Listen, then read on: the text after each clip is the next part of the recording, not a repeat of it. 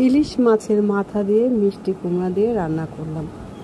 আমার মা বাবার কথা একটু বলি। আমার মা বাবা দুজনেই, আমার মা হলো বাগেরহাটের মেয়ে আর আমার বাবা হলো খুলনা ফকিরহাটের সামন্ত সেনা রূপসা থানার ছেলে। তা আমার বাবা, আমাদের জন্ম কিন্তু খুলনায় হয়েছে, কিন্তু আমাদের পড়ালেখা সব কিছু দিনাজপুরে।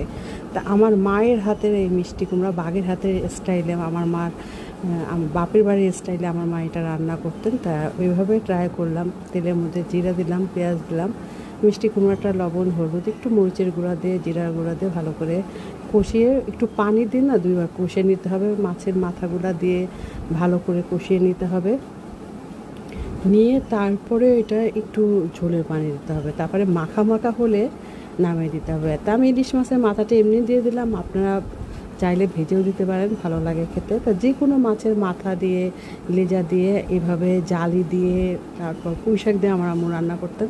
তা আমার আম্মু মিষ্টি কুমড়া দিয়ে বেশি এইভাবে রান্না করতেন। তা ওইভাবে অতটা স্বাদ হলো না, কিন্তু খারাপ লাগলো না, খেতে খুবই ভালো লাগলো।